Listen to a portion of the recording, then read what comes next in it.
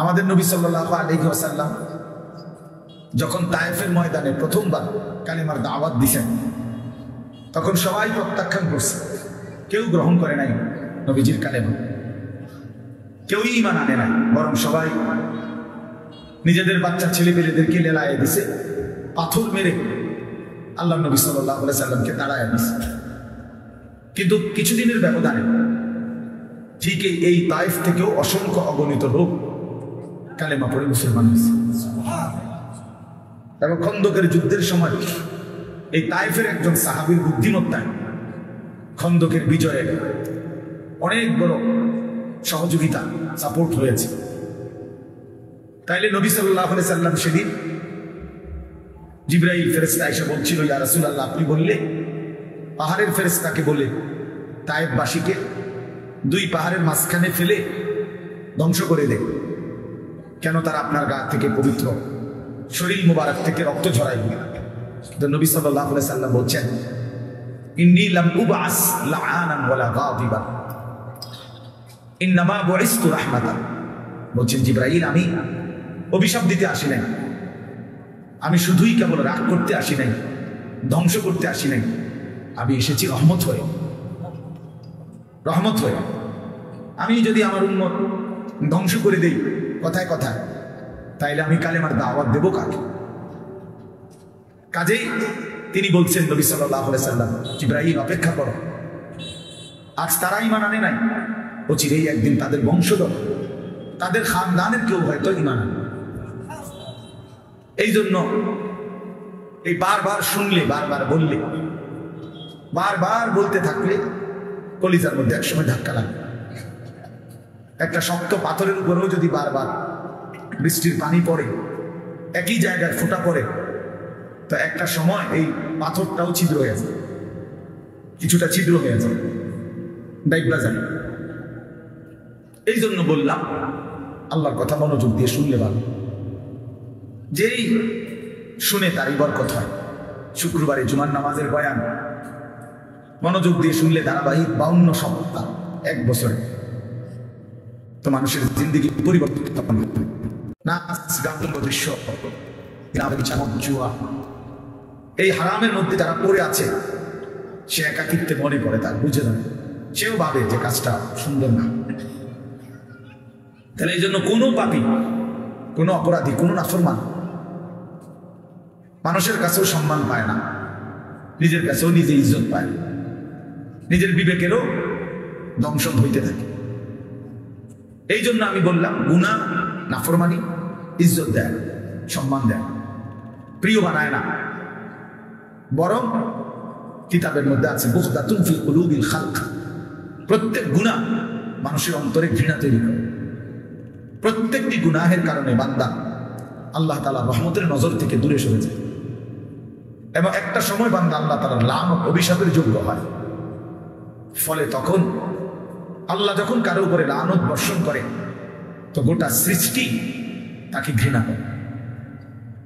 এই জন্য তোমরা ছেলেরা মনে রাখো, আমি আজকে ওই আসরের আগে এক জায়গায় বলছি এই কথা, তোমরা অনেক ছেলে আছো, একটা মিনিট ভাইবো এই কথাটা, যে তুমি মনে করো দিন রাত মোবাইলে নারী, ছবি, অশ্লীল দৃশ্য দেখো, কখনোই এক ওয়াক্ত পড়ো না, কোনোদিন ফজরের নামাজ পড়ো না, নাচ, গান, নাটক, সিনেমা, ছবি, এই নিয়েই তোমার রাত কাটে, দিন কাটে, সময় কাটে, অথচ কেউ তোমার ডাকে না।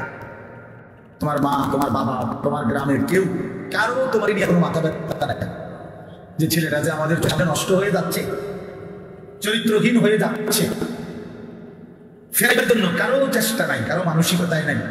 কারণটা তোমার দিকে কারো নজর নাই কেন? তোমার মা বাবা কারোই কোনো ফিকির নাই কেন? এর মূল কারণ হলো এইটাই, মনে রাখো, যে বুঝো বুঝলা, মনে রাখবা যে মূল কারণ হলো গুনাহ যখন মাত্রাতিরিক্ত হয়ে যায়, তখন আল্লাহর লানত বর্ষিত হয়। আর তোমার উপরে আল্লাহর লানত করছে দেখা, খোদার লানত, খোদার গজব করছে দেখা, আর তোমারে কেউ ডাকে না, তোমার দিকে কেউ ফিরেও চায় না, তোমার দিকে আর কেউ ফিরে চায় না। আহা, তোমারে আর কেউ বাঁচাইতে, ফিরাইতে চেষ্টা করে। এইটা হলো লানত, অভিশাপের প্রকাশ। নুওয়াল্লি আল্লাহ ওয়াজহি জাহান্নাম ওয়া সাআত মাসীরা। আল্লাহ বলছে আমার রাসূলের বিরুদ্ধাচরণ যে করে, আমার মুমিন বান্দা যে পথে চলে তার উল্টো পথে যে চলে, তা আমিও তাকে সেই উল্টো পথেই চালাইতে থাকি এবং এই উল্টো পথেই একদিন তাকে আমি জাহান্নামে ফেলে দেব। কোরআন কোনোদিন ভাও করবে না ওই এই নারী, ছবি, মদ, জুয়া, চুরি, ডাকাতি, জিনা, ব্যভিচার, সুদ, ঘুষ, সিটারি, বাটপারি, এই শেষ, এই জিন্দেগি। এভাবেই একদিন মৃত্যু হয়ে যাবে আর ফেরেশতা একটা লাথি দিয়া জাহান্নামে ফেলে দেবে। যা, ফেরেশতা বলবে যা না ফের, এই জিন্দেগি আর ফিরবে না, ফিরার তৌফিক হবে না। এটা অভিশপ্ত জীবন, মানে অভিশপ্ত, যারে কেউ ফিরায় না। আমি আজকেও বললাম আমার মায়ের বয়স ৭৫ বছর, আমার আম্মার বয়স, আমার বয়স ৪৪ বছর, আমার ওয়াজের বয়স আজকে প্রায় ২১ বছর, ২২ বছর। আমার ৪টা সন্তান আছে, তা আমার মা এখনো আমারে জিজ্ঞেস ভূত নামাজ পড়ছ, কসম আমি এখনো জিজ্ঞাসা করে ভূত নামাজ পড়ছ, এখনো আজিকা ভূত চাইও পাশে পথ মা ফিরে যায়, টাকা পয়সা লইয়া কারোর লোকে ঝামেলা করো, এই বয়সেও বলেন। হ্যাঁ, মা তার সন্তানকে এখনো নজর রাখছে। মা বৃদ্ধ হয়ে গেছে, আমারও বয়স কম হয় নাই, আমিও তো সন্তানের বাপ। তো তোমারে কেউ ডাকে না, তোমার প্রতিদিন ফজরের নামাজ ছুটে যাচ্ছে, তোমার মাও ডাকে না, বাপাও ডাকে না, কারণ তোমার উপরে খোদার লানত পড়েছে। তোমার ১ মিনিট তোমার কল্পনার মধ্যে নারী ছাড়া, ছবি ছাড়া, মোবাইল ছাড়া তোমার সময় কাটে না। কেউ তোমার ফিরায় না যে বাপ কিরে তুই এটা কি করতেছ, এটা তো ভালো না, এটা তো তোমার জন্য সুফল আনবে না। এই কথাটুকু তোমার বলে না যাদেরকে, কেন বলে না কেউ? তোমার উপরে খোদার লানত, তোমার উপরে আল্লাহর লানত, তুমি অভিশপ্ত। এই জন্য তোমার আর কেউ ফিরায় না। মানে খামখেয়ালি মানুষ কতক্ষণ করে, দুষ্টমি মানুষ কতক্ষণ করে, হাসি ঠাট্টা মজা আড্ডা কতক্ষণ করে মানুষ? কখনোই কি ফিরবার সময় হয় না? কখনোই কি মনে পড়ে না? এভাবে দিল মরে যায় মানুষের, কোনোদিনই নামাজ পড়বে না। এইভাবে মানুষের অন্তর মুসলমানের মরে যায়, তো বেঈমানের অন্তর।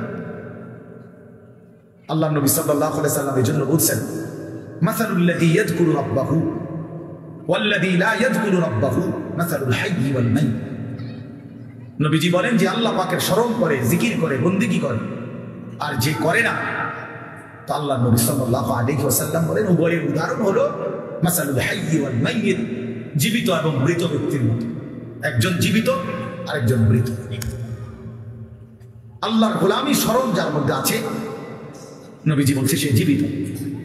আর আল্লাহর বন্দেগী যার মধ্যে নাই, আল্লাহর স্মরণ নাই, সে মৃত, সে মৃত।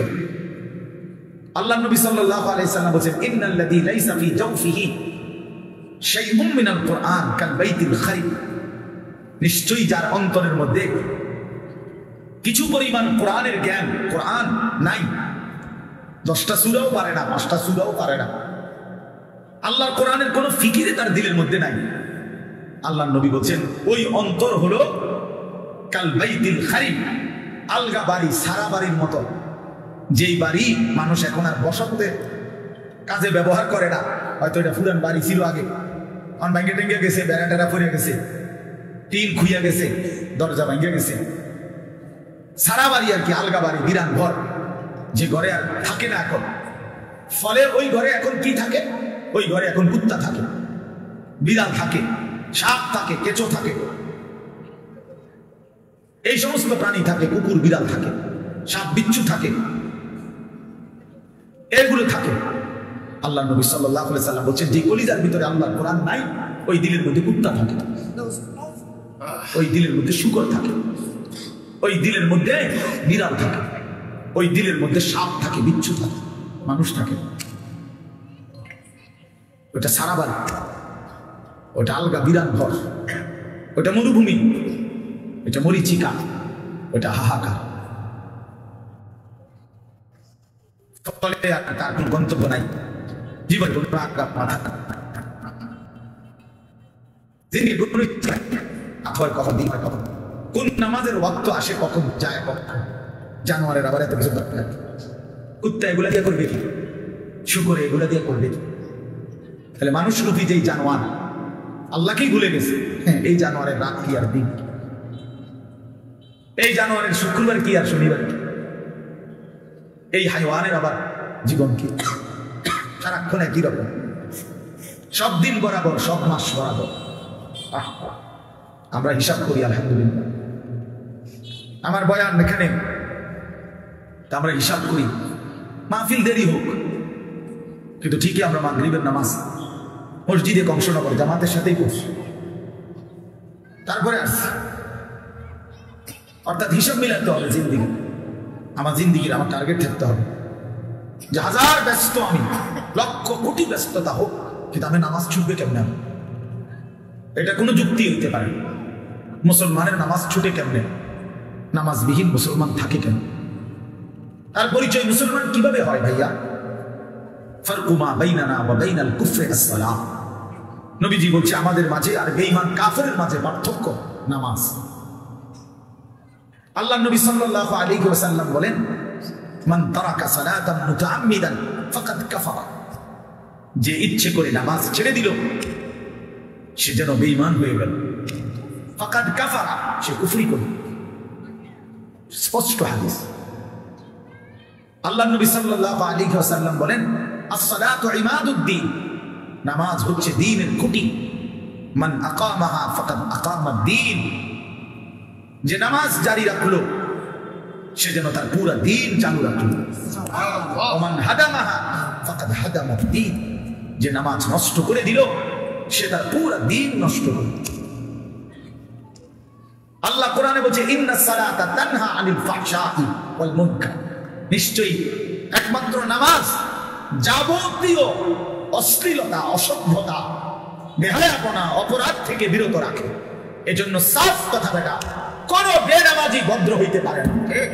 বেনামাজি মানেই অসভ্য বেটা, বেনামাজি মানেই কুত্তার জিন্দেগি, কুত্তার জিন্দেগি। হ্যাঁ, জোরে বল বেটা, তোরা যারা নামাজ পড়ছ না, লজ্জা থাকলে বলিস। আর বেহায়া যদি হাসো বেনামাজি হবার পরেও, তো মনে রাখো তোর ব্রেনের সমস্যা, তোর মাথার তার সিরা, তুই পাগল মাতাল, তুই মানুষও না জানোয়ারও না, তোর কোনো অনুভূতিই নাই বেটা, বিবেকে নাই। তুই জানোস না তোর বানাইছে কে? তুই পাগল না ছাগল এটাও জানিস না। কিসের মা কিসের বাপ? বেনামাজের কি আর মা কি তা বাপ? বেনামাজির কিসের আল্লাহ কিসের রাসূল? কিচ্ছু নাই, হেঁটে হেঁটে। তার আমার মা কিভাবে হবে? সে তার মা তো মুসলমান, তার বাবা তো মুসলমান, সে তো তার বাবাকে চিনে না, সে তো তার মায়ের ইজ্জত বোঝে না। অতএব বেনামাজি অনেকটা বেওয়ারিশের মতো, লাওয়ারিশ। এই জন্য বন্ধু মনে রেখো, নিজের হিসাব মিলানো, নিজেকে বুঝা, নিজেকে চিনা অনেক বড় সম্পদ, অনেক বড় নিয়ামত। এই জন্য হাসি দিয়ে উড়াই দিও না। এক হুজুর সুন্দর বলছে, শুধু এটাই ভেবো না যে হুজুর ভালোই বলছে। না ভাইয়া, তুমি ভাবো তোমার জিন্দেগি এত অধপতন কেন? একেবারে সামান্য একটা বিষয়। আমরা এখন 5 রাকাত নামাজ পড়ছি মাগরিব, কত 10 মিনিট সময় লাগছে, খালাস। সমস্যা কি? 4 রাকাত ফজরের নামাজ পড়তে কত 10 মিনিট সময় লাগে। এটা এত কঠিন কিছুই না, কিছুই না। এটা কঠিন, কোনো কঠিন হতেই পারে না। কোরআন শরীফ আছে, ইউরিদুল্লাহু বিকুমুল ইউসরা ওয়ালা ইউরিদু বিকুমুল উসরা। আল্লাহ বলে, বান্দা আমি আল্লাহ তোমাদেরকে সব বিষয় সহজ করতে চাই, কোনোভাবেই বান্দা আমি তোমার উপরে কঠিন কিছু চাপায় দিতে চাই না। মা জাআলা আলাইকুম ফিদ-দীনি মিন হারাজ। আল্লাহ বলেন, আমি আল্লাহ দ্বীনের নামে, ইসলামের নামে, কোরআনের নামে আমার কোন শরীয়ত, আমার কোন বিধান আমি এমন একটাও বানাই নাই যেটা হারাজ, কষ্ট হয়ে যাবে, মুসিবত হয়ে যাবে, অনেক বড় পেরেশানি হয়ে যাবে তোমার জন্য। না, আমি এমনটা বানাই নাই। মা জাআলা আলাইকুম ফিদ-দীনি মিন হারাজ। আল্লাহ নবী সাল্লাল্লাহু আলাইহি ওয়াসাল্লাম বলছেন, আর দ্বীন ইউসরুন, দ্বীন সহজ, ইসলাম মানা সহজ, সহজ, একেবারেই সহজ। স্বাভাবিক কালেই আমার শায়েখ আল্লামা মুফতি মুশতাকুর নবী কাসেমি হুজুর সেদিন আমাদের মাদ্রাসায় কিশোর যুব ইসলামী মজলিসে, আমরা আলাদা 16 বছর থেকে 30 বছর ইসলামী মজলিস করছিলাম আমার মাদ্রাসায়। 8ই ফেব্রুয়ারি প্রায় 600-র মতো ছেলে উপস্থিত হয়েছিল, শুধু ছেলে, সব নওজোয়ান। হুজুর সেখানে বলছিলেন এই ব্যাপারে বিস্তারিত যে আমাদের জীবনের দুইটা অংশ, একটা হলো দুনিয়া, একটা হলো আখিরাত। দুনিয়ার জন্য আমাকে করতে হবে কর্ম, আখিরাতের জন্য আমাকে পালন করতে হবে ধর্ম। এই আমার জিন্দেগি। দুনিয়ার জন্য আমি কর্ম করব, আখিরাতের জন্য আমি ধর্ম পালন করব। কর্ম এবং ধর্ম, এই আমার জিন্দেগি। কিন্তু হুজুর বলছেন দুনিয়া স্বল্প সময়ে, আখিরাত অনন্তকালের। কিন্তু আল্লাহ পাক দয়া করে আমের বিধান দিয়েছেন সামনে অনেক